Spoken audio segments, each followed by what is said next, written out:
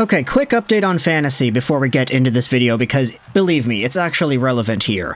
One of the best parts about the Yahoo Sports fantasy leagues you can do for the NHL is the player discussions, because every individual player in the league has a mini forum where users on the platform, by the way, not sponsored, I'm just going out there talking about this from my own personal experience, people who use the app can have discussions going on one player in particular. Hey, there's the Bo Horvat page, and then there's the Bo Horvat comment section. And a lot of people will say, oh, should I scratch Horvat today, or should I play somebody else instead? And you can vote and whatnot. Oh, this guy's not producing. When should I drop him? Oh, you should probably wait until this game. Once he gets placed with this player, he'll be all right. Stuff like that, right? And the thing is, when it comes to this player right here, Oliver Ekman-Larsson on the Florida Panthers, his discussion board has been so unanimous in terms of how other people are assessing his game.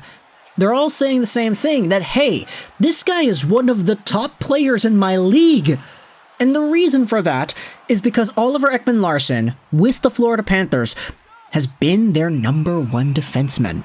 He has been placed in the first pair, and he has been played on the top power play. Because Aaron Ekblad is out, they needed another guy to step in and fill that role. Guess what? OEL has been that guy.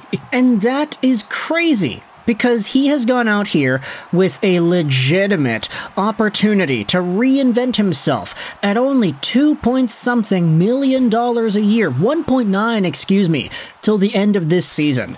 And OEL has started out the season great. He's getting shots on goal. He's getting blocks. These are very important, valuable traits in most fantasy leagues. And OEL has been doing a lot of that over the past few games here.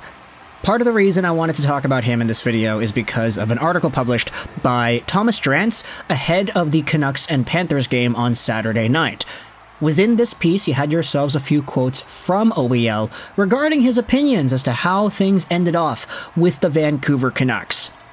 Now, because The Athletic is paid for material, we are not going to use this article. Instead, we're going over onto The Score, because Josh Wegman made himself his own piece that summarized the Thomas Drance interview with Oliver Ekman-Larsson. And before we do that, I just wanted to look at the profile first and foremost. So, OEL, $7 million guy before, technically $8 million. He was an $8.2 million guy with the Arizona Coyotes, but after getting sent over to Vancouver in probably the worst trade in Canucks history, there was a little bit of salary retained, and as a result, the Canucks were holding on to about 7-something mil in his AAV. This was a guy that was signed on for a really long time. He was supposed to go on till 26-27, and his overall play was nowhere near that kind of dollar amounts worth of caliber.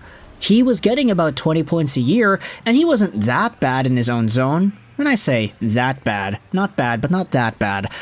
He just really was a guy that held this team back. In terms of opportunity, there were some other guys that you could debate were better, younger players that weren't being given chances to play. His overall dollar amount was the worst on the team in terms of value. You could debate with Tyler Myers. And even still, his play with Tyler Myers was so not great, because that pairing was literally the worst pairing in the entire NHL based off of the advanced analytics. We made a video about that. OEL in Vancouver was not good. He was almost like Alex Edler 2.0, but a little bit more fluid and a little bit less physical. This was just not going to work out long term, and it's why the Canucks ended up buying him out. Now, he's in Florida, and he's doing pretty alright. He's getting points, he's on the power play, he's the #1 guy, and I'm not even going to say that OEL is going to become like a 40-point defenseman in the NHL again. If he does that, then cool, he'll get a good payday next year when he becomes a free agent once again. But when it comes to the man himself, and how he felt about his entire departure from Vancouver, we had ourselves the quotes that I wanted to go over here. Take a look at this article on The Score. According to Thomas Drance in the interview, OEL says, "I was surprised. We had exit meetings and I didn't see it coming." OEL had 4 years left in his contract with an $8.25 million AAV, resulting in the largest compliance buyout in the salary cap era in terms of total value. The Canucks are paying him $17 million over the next 8 years to play elsewhere, per cap friendly. He, of course, signed with Florida and exhibited a very steep decline in terms of his overall capacity of play. Because, I mean, back when he was in Arizona, he was a top defenseman, one of the best in the NHL pretty much, and he just didn't end up becoming anything near that in Vancouver. Look though, OEL says, we loved living in Vancouver and I loved playing for the Canucks. So it was disappointing to get bought out. Obviously there were a couple of tough years, but I don't feel like it was all bad like everybody else does. There were ups and downs and we didn't make the playoffs. We were struggling as a team. There were a lot of changes. It wasn't easy. But I don't have a bad thing to say about the city of Vancouver or the organization. It's just part of the business. You get disappointed when things like that happen and you're not ready for it. And in typical Canucks Swede fashion, you can understand how OEL is going out there and not really putting the blame on anybody. He's not saying that he himself felt that he needed to be better. He's not saying that the Canucks needed to be better. He's just saying that even though it was not really successful, like they didn't make the playoffs and they were losing a bunch, he still enjoyed it. Which I guess is the point at the end of the day, right? You play sports to have fun. But for OEL, I mean, just the way that he was in Vancouver, you could understand that there was so much more to be desired with the team, with the dollar amount that was being spent on him, and the fans had so many demands as to what they should do with this guy. Oh, trade him. Oh, retain salary. Oh, buy him out. They ended up buying him out, and now he is elsewhere in the NHL, posting up 25 minutes a night on the reigning Stanley Cup finalists. Who would have expected this? Like, the departure of Aaron Ekblad and Brandon Montour opening the door up to a middling tweener defenseman that was bad on Vancouver of all teams. A team that has struggled so tough with its defense the past few years. OEL was not one of the best ones on the squad, and now he's in Florida. He's playing in front of Bobrovsky, who has been sort of shaky some nights, pretty okay others, and now he's the number one guy? Like, he's the top power play person. He's getting a lot of shots on goal. He's getting 20-25 minutes a night. He was never able to get that done in Vancouver. Not when Quinn Hughes is here. Maybe this change was for the better.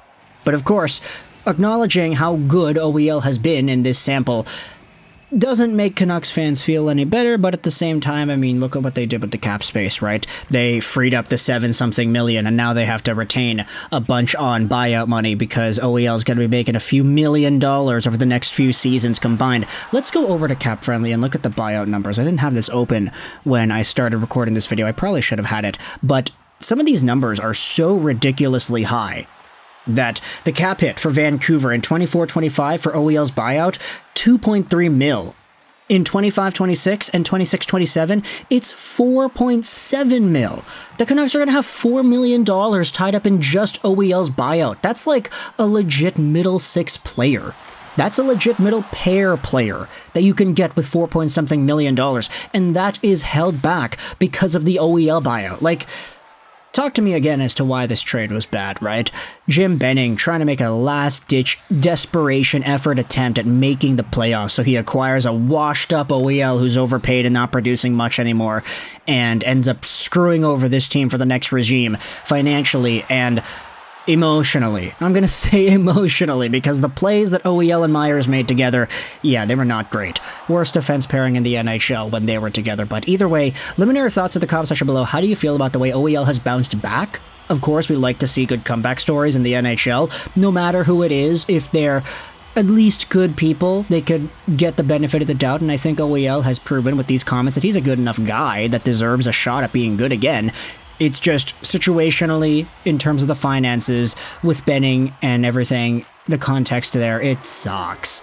This situation sucks for Canucks fans. So let me know your thoughts in the comment section below. How do you feel about the big bounce back for OEL, taking advantage of the departures of Aaron Ekblad and Montour from the lineup? How good this guy has been on the power play. He's been a #1 defenseman in Florida. If you're a Panthers fan, how are you feeling about the way he has played? And do you think he's going to take a back seat once all your other guys come back? Or is this spot his for the taking for now? Thoughts in the comment section below about OEL. I hope you enjoyed this video. And bye.